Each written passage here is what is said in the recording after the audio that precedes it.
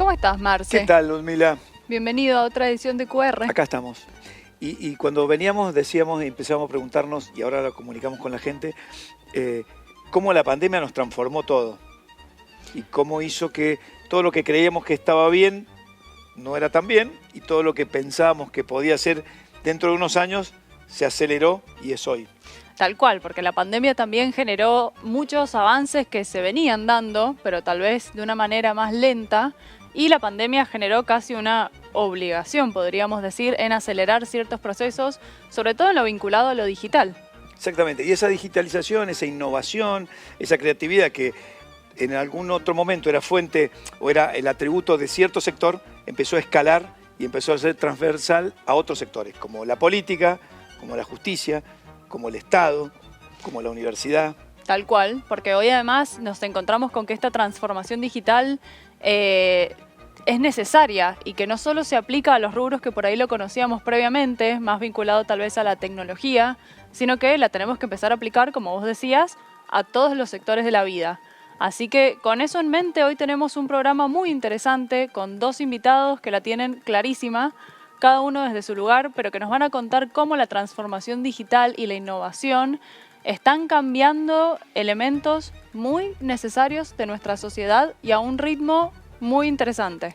Elementos y espacios que tenían que ver con lo conservador o con pensarse a sí mismo y hoy que requiere pensar fuera de la caja, como siempre decimos en este programa. Exactamente, así que quédense acá en QR para ver las entrevistas. Vamos a estar charlando por un lado con Mario Adaro, que no solo es juez de la Corte Suprema de Mendoza, sino que además está encabezando un proyecto muy interesante de digitalización del sistema judicial. Exactamente, y con Gabriel Fidel, en el otro extremo, desde la Agencia de Innovación y Tecnología, Ciencia y Tecnología, que está funcionando ahora en el ámbito del gobierno de la provincia. Así que con estas dos personas, con las cuales también tenemos una gran relación de amistad, los invitamos al programa de hoy. No se pierdan este nuevo QR para ver todo lo que se viene.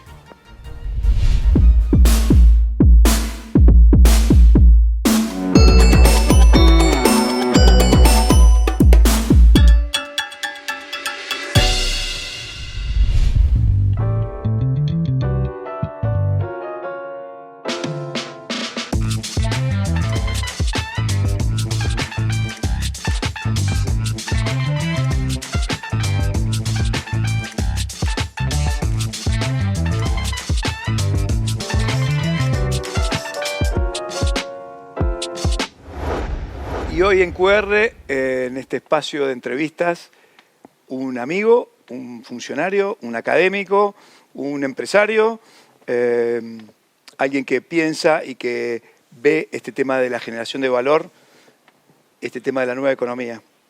Gabriel Fidel, un gusto tenerte acá. ¿Cómo andas, Marce? ¿Bien? Acá estamos con Ludmila. Bienvenido, Gabriel. Gracias por venir. Un gusto. Estamos como entre casa, porque nos conocemos hace mucho por varios lugares. Sí. Así que, bueno, gracias por venir acá al programa Nueva Economía. No, un gusto. En este nuevo rol que tenés, has sido siempre un chino con muchos platitos, la creación de la Agencia de Ciencia, de Innovación, Ciencia y Tecnología, primera vez que se crea en Mendoza.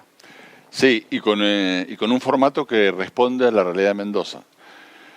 Nosotros tenemos mucho en Mendoza hecho, ustedes lo reflejan en los programas, lo reflejan en el trabajo que hacen, bueno, vos mismo como parte de Filmandes, todo lo que hacen. Mendoza viene creándose mucho, tiene el Parque TIC, el Polo TIC, tiene algunas aceleradoras que se han ido formando, tiene cosas muy interesantes Mendoza. Inclusive en el mismo CONICET y en las universidades tiene investigadores que están hoy haciendo también cosas muy interesantes. El mismo Balseiro, que es parte de la universidad.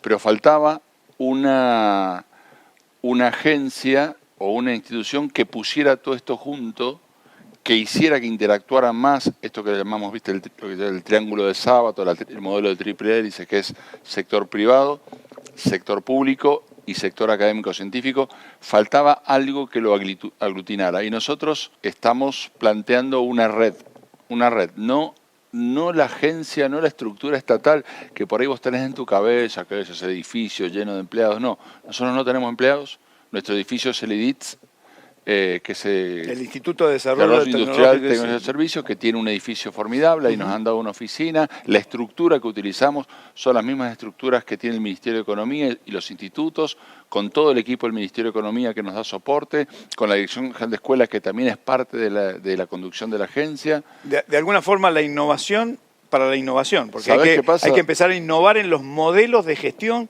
pública. Es que ¿cómo vos vas a impulsar la innovación con una estructura que responda al pasado? Entonces hemos armado un tipo de arquitectura institucional, una institución que hace, mira al futuro y es tan flexible que va a acompañar el cambio. Porque yo te digo a vos sabés quiénes van a ser los actores dentro de 2, 3, 4, 5 años. Y todo va cambiando. Entonces, muchos de los actores que ves hoy, hace 5 años quizás no te imaginabas que iban a estar en medio de este ecosistema. Entonces hemos buscado esta manera y la verdad que nos va bien en eso, porque la gente de a poco va entendiendo esto de trabajar en red. Mira, te lo digo en términos de fútbol. Esta idea de que vos no sos el que hace los goles, vos sos el que arma la jugada, vos jugás de enganche, vos estás en el medio campo, vos distribuís pelota, pero los goles los tienen que hacer los científicos y científicas, las empresas, los emprendedores, lo tiene que hacer todo el ecosistema. Nosotros ponemos en marcha los escenarios, pero la verdad no queremos, ¿sabes qué? No queremos duplicar ningún tipo de esfuerzos. Y Gabriel, ¿qué nos podés adelantar de este plan estratégico que están por presentar? Primero es poner en marcha esta red, explicar cómo va a funcionar, porque por más de que sea flexible y horizontal y muy democrático, tiene que tener una organización. Entonces nosotros vamos a trabajar en áreas de vinculación, financiamiento, cooperación, formación de capital humano, observatorio, etcétera, y en nodos. Los nodos son los que vinculan a la economía del conocimiento, que vinculan esto que hablaba de la interacción público-privada, académico-científica, con la economía. Entonces tenemos, por ejemplo, un nodo de agricultura e innovación, otro que va a trabajar en desarrollo de proveedores, en el tema de competitividad industrial, otro que va a trabajar en salud, bueno, así. Y además lo dejamos abierto a lo que nos vayan proponiendo. Por ejemplo, nosotros por ahí no teníamos pensado un área determinada. El otro día nos plantearon trabajar en movilidad sustentable. Es un tema que en la medida que la red vea que hay actores públicos, privados y científicos que quieren trabajar un tema, nosotros lo ponemos en marcha. Y después, bueno, el plan tiene, por ejemplo, previsto todo un esquema de financiamiento, donde no es solamente la línea de financiamiento típica, sino vamos a trabajar, o estamos planteando, un fondo de fondos, como si fuera un fondo mayorista que después alimenta los distintos tipos de financiamiento. Porque no es lo mismo lo que necesita una startup, una empresa que está empezando, o un emprendimiento de jóvenes que no tienen 3 balances, que están arrancando y que necesitan que el Estado los apoye en esa primera parte y el sistema científico los apoye en esa parte, que una empresa ya establecida, o una startup que ya llevan unos años, o una empresa tradicional que necesita innovarse. Pasa muchas veces que te encontrás con una empresa de la primera generación o la segunda generación, aparecen los chicos de tu edad, Ludmila, y le dicen al papá o a la mamá, le dicen, mira, está todo bien con esto, pero yo tengo ganas de hacer esto otro. Y en realidad, eso que van a hacer los hijos de los empresarios, a veces, con todo lo que aprendió del padre, es bueno que el hijo o la hija vayan hacia lo nuevo. Y si tienen una idea nueva, que la impulsen. Entonces, de alguna manera, también queremos apoyar a las empresas tradicionales a que sean capaces de innovar, porque hacia ahí va la economía. Varios desafíos, pero me parece que fundamentalmente esto tiene que ver con una prospección de escenarios futuros. Vos acabas de hablar de las generaciones que vienen y muchas veces desde el Estado se ve solo la coyuntura, se ve solo lo que pasa mañana o lo que pasa hoy. ¿Cómo prospectás esto al futuro? Sabes que en mis clases de economía, cuando yo doy economía en una facultad de ciencias políticas y sociales, y ahí doy clases. Y en realidad siempre lo primero que les recuerdo a los chicos es que el mercado y el Estado son creaciones de la sociedad que está antes. La sociedad crea el mercado para que funcione mejor la economía y crea el Estado para organizarse mejor. Pero es la sociedad que está atrás. Entonces nosotros queremos trabajar en la sociedad de la innovación. Bien. La Mendoza del futuro va a ser diferente en la medida que la sociedad entera abrace la innovación. La innovación y la creatividad como concepto. No crear para adelante mirando para... O sea, a ver, no se puede crear mirando para atrás. Hay que crear mirando para adelante, utilizando todo lo que tenés, pero siempre mirando para adelante. Y en eso el rol de la educación es fundamental. Mirá, si nosotros, la piedra angular de esta agencia, quizá lo que más se ve es la economía, pero lo que realmente transforma es la educación. Entonces nosotros tenemos que trabajar sobre todo sobre los chicos y las chicas, sobre las nuevas generaciones, sobre lo que va a ser el futuro. Y ahí tenemos un gran desafío. Por eso la agencia tiene que ser muy inclusiva. ¿En qué sentido inclusiva? No en el discurso, inclusiva de verdad. A ver, cómo trabajamos para que no se nos queden chicos en el camino y cómo trabajamos para que las instituciones educativas puedan dar respuestas y cómo trabajamos para también ser capaces de dar respuesta a la demanda inmediata.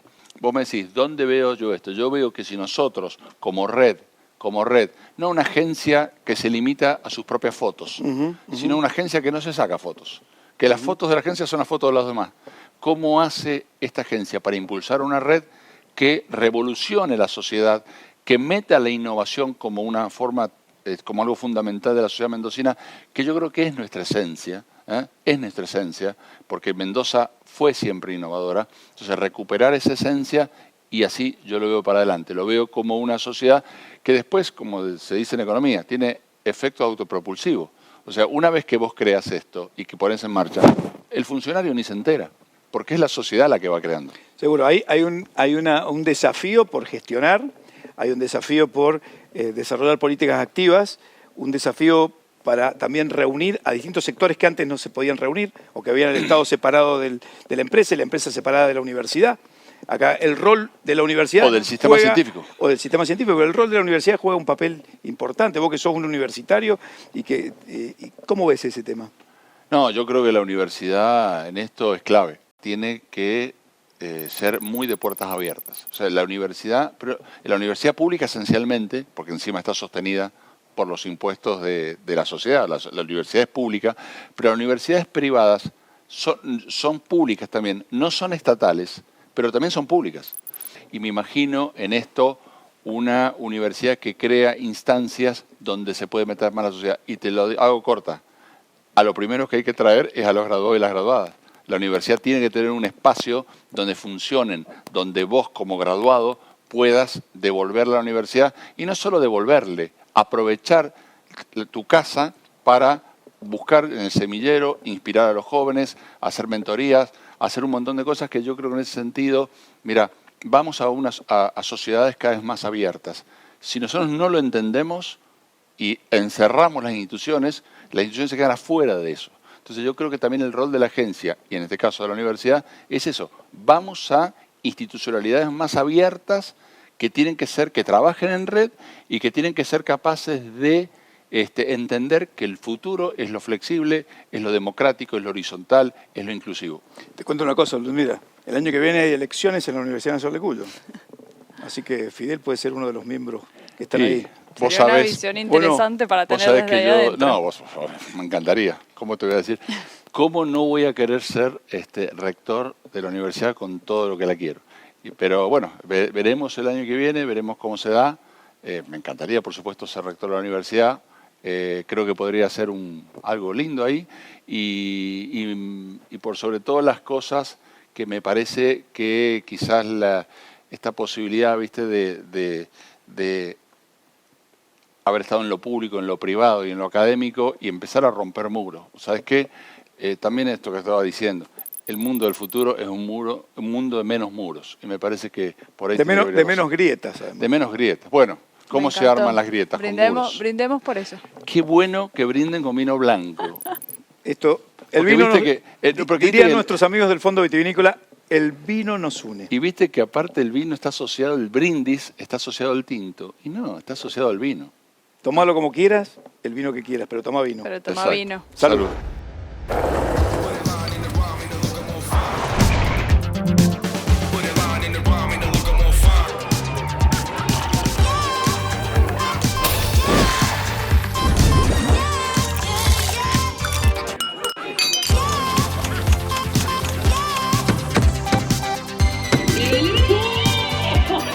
Va con vos. Va con todo. El vino nos une. Vino argentino.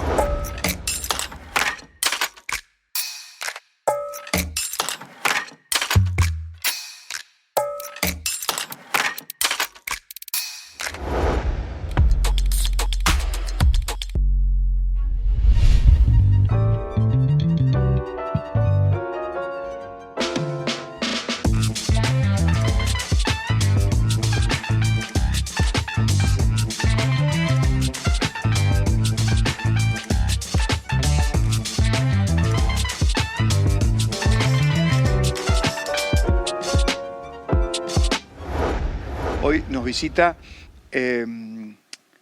una persona que está vinculada a otro rubro totalmente distinto, por lo menos para nosotros, que tiene que ver con la innovación o la creatividad o la tecnología. Y se trata de, y esto es una opinión muy personal, que si este rubro donde trabaja nuestro invitado realmente tienen que ver con eso. Mario Adaro, juez de la Corte, la justicia hoy, ¿cuál es su parentesco con la tecnología, con la innovación o con la creatividad? Porque no parece estar muy cerca de eso. Bueno, primero, hola Marcelo, un gusto estar acá. Hola a los televidentes que siguen este programa sobre creatividad. En principio, tecnología hoy, sobre todo post-pandemia, claramente ha pasado a ser parte de la agenda social en general y del Estado, y dentro del Estado en la justicia. Yo siempre digo que la tecnología le va a aportar a la justicia dos de por lo menos las tres grandes exigencias que la sociedad tiene con la justicia. Uno son los tiempos, los grandes reclamos de los tiempos de la justicia. La tecnología es un gran aporte como herramienta para mejorar los tiempos. Y la segunda exigencia es la transparencia. Claramente la tecnología mejora transparencia. A lo mejor no es una exigencia que está en la agenda, pero necesariamente la justicia tiene que ir camino a rendir cuentas, a ser más transparente. La tercera exigencia es la independencia. Por ahora no. Yo creo que en el futuro la tecnología, la predicción, la inteligencia artificial, la Big Data, la Data Analytics va a mejorar, por lo menos va a aportar a mejorar el mapa de independencia dentro de la organización. Así que sí. Y por el otro lado, en la justicia se resuelven conflictos. Y los conflictos en esta sociedad cada vez son más complejos. Y si bien hay normas para aplicar al conflicto, que es un poco nuestra tarea, uno tiene que tener, en cierto modo, creatividad, no por afuera de la ley, pero sí creatividad a la hora de resolver conflictos. Bien, me convence en esta primera parte, en este tema tecnológico. Sé que vos estás preocupado por este tema, sé que estás presidiendo incluso una comisión específica, recordame bien, pero de tecnología con todas las cortes del país, ¿es cierto? Todas las cortes del país. Estamos en una organización que lleva más de 20 años, que era más que todo una organización institucional para la lucha de la independencia en los poderes judiciales por el sistema que tiene la Argentina federal, de varios poderes judiciales, bueno, el modelo argentino federal que lo tiene Brasil y México, nada más en todo Sudamérica. Y dentro de eso creamos casi predictivamente pre-pandemia un instituto, que es el que presido, con otros ministros de corte y con el equipo de tecnología, que solo venía haciendo un foro de tecnología, de innovación y tecnología, y empezamos con un proyecto. Nuestro primer hijo es una nube judicial, es una nube propia para todos los poderes judiciales, una comunidad de desarrollo. Es decir, la posibilidad de que todas las provincias con nuestro equipo nos unamos para hacer desarrollo conjunto. Porque claramente tenemos preocupaciones y necesidades conjuntas, recursos mínimos, como siempre le pasa al Estado, y me parece que ese es un camino hacia la innovación pública, poder armar comunidades de mejora, de innovación, de creatividad y de desarrollo tecnológico. Uno cuando grafica la justicia, la grafica con un gran edificio, con una columnata como esta, y con una cantidad de papeles impresionante. La pandemia hizo que ese edificio o esa cantidad de papeles dejen de ser el ícono de representación, ¿no? Sí, claramente, con la paradoja que inauguramos un gran polo, ¿no? Bueno, con mucha inversión. A eso iba. Yo lo que digo es que se están replanteando las organizaciones en general, las organizaciones públicas y privadas, el espacio, el tipo de trabajo, el modelo fordista de jornada de trabajo, de ingreso y egreso. Creo que ahora vienen modelos mucho más horizontales, más por objetivo, más flexibles. La justicia podría, estamos planteando la posibilidad en el futuro de creación de tribunales nativos virtuales absolutamente. Un poco, también es cierto que los edificios, yo siempre no alcanza a ser un stand-up, pero siempre digo, la justicia como la conocemos nace en la República, cuando se crea la República, que le pone límite a un rey, le divide el poder que el rey tenía en tres poderes, que es el Estado moderno que hoy conocemos. Y de esos vicios del rey, muchos de esos vicios lo asumió uno solo de esos poderes con el metalenguaje del poder que tenía el rey. nuestros edificios son palacios, somos usía, hay contubernio, pasillos, poder, derrocamiento y estabilidad. Intrigas. Estabilidad y no sometimiento, que esa es la otra dificultad que tenemos. Sí. No tenemos sometimiento al voto popular, entonces nuestra legitimidad como Poder Judicial va por camino hacia la credibilidad social, la transparencia. Entonces, en ese camino y con la reconfiguración social y de la humanidad, diría que nos planteó, ya se venía planteando antes, pero el COVID puso blanco sobre negro, un mundo digital, un mundo donde pasaban cosas, pero no estaba en la agenda pública y claramente nos dimos cuenta que hay otra dimensión en la que hay que atender y que la innovación también tiene que ver y los derechos tienen que ver con lo digital. La posibilidad de acceso ciudadano a otro tipo de servicio, a otro tipo de Estado y dentro de eso a otro tipo de servicio de justicia. ¿Y qué encontrás en el ecosistema? Porque debe haber resistencia a dejar el palacio, dejar el papel en un ámbito que un poco remiso a esas cosas. Sí es cierto, pero hay mucho de mito. Yo siempre digo que los procesos de innovación tienen 3 patas. Uno son los procesos, otras son las personas y ahora incorporamos la tecnología. A fines del siglo pasado, en los 90, la reforma del Estado fue los procesos. Se contrataban empresas y consultoría, financiamiento internacional, diagnóstico interno, se definían un proceso y se le imponía a la gente, tanto a los empleados como a los ciudadanos, un proceso que había diseñado una consultora. Creo que el proceso de lo que viene ahora es la incorporación de las personas desde el inicio. Todo proceso de innovación que no tenga incorporada a las personas desde su inicio a hacer procesos de abajo hacia arriba, es decir, bottom-up, van a fracasar. Nosotros ahora estamos transitando una situación muy compleja en el Poder Judicial porque durante el COVID, digamos, fue nuestro mejor momento. Tuvimos una improvisación inteligente de implementación tecnológica. Bueno, tuvimos un entusiasmo de que nos había ido bien y definimos para el año 2021 hacer despapelización total con un modelo que teníamos. En el medio de ese, con un diagnóstico probablemente errado, estamos en una situación muy compleja de un expediente que todavía no está adaptado. Hay algo de resistencia, sí, pero también hay mucho de la arquitectura de no haber probado. Yo creo que, y en todo ámbito de innovación, ustedes son de innovación, creo que el modelo ya no es global de transformación total global, sino más bien de prototipado, ensayo-error, prueba piloto, me equivoco muchas veces y escalo. Digamos, me parece que ese es el camino, porque la otra... Sí. La otra, imponer cambios directos, y siempre hay una ley de Newton, la tercera ley de Newton, que dice toda la fuerza que uno hace para un lado viene en sentido contrario y con la misma intensidad. Entonces, todos los cambios que uno hace intensos y sin consenso vienen con resistencia de la misma intensidad. Entonces, el modelo es otro. Es más participativo y democrático, más horizontal, si se quiere. Y de alguna forma hay una hibridez que termina teniendo cierta fertilidad, porque hay como, esto de decir, la agenda pública está demandando cosas, el sistema a veces se resiste, pero también hay muchas ganas de cambiarlo, de romper paradigmas, de pensar afuera de la caja. Y también te vuelvo a decir, queda mal, porque soy juez, pero me gusta también plantear cosas de innovación. Yo digo siempre en innovación hay una regla de las 12 H, que son fundamentales. Hay que hacer muchas cosas chiquitas y chotas, muchas cosas. Algunas de esas son buenas y uno la escala. Cuando uno hace grandes cosas, probablemente tiene grandes fracasos. Los fracasos son buenos, uno tiene que aprender del fracaso. Pero hoy el modelo inteligente dentro de la innovación y la tecnología es la escalabilidad. Nadie hace mega desarrollos salvo las grandes empresas. El modelo es de startup, de lógica de startup y como vos bien decías, de pensar afuera de la caja. Este año ensayamos un espacio de innovación y gestión judicial tecnológica que trajimos esto, nuevas skills, nuevas habilidades para alguien que venía de un mundo jurídico que solo estudiaba derecho y norma y trajimos gente de método ágil, gente de mindfulness, gente de storytelling, creatividad. Hasta trajiste a Pedro Saborido. Sí, Pedro Saborido tuvo 2 talleres fantásticos.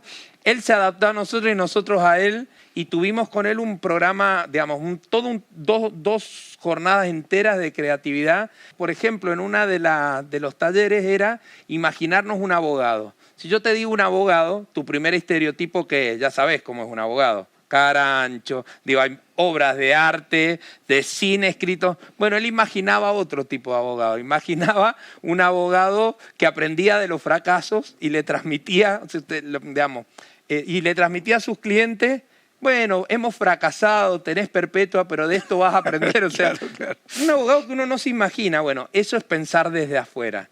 Y algunos me dirán, bueno, ¿y esto qué sirve si yo te llevo un conflicto o te vas a estar todo el tiempo pensando, digo, me tenés que resolver el conflicto? No, porque a veces yo creo que también hay una reformulación por lo menos lo que yo pienso, del rol de la justicia.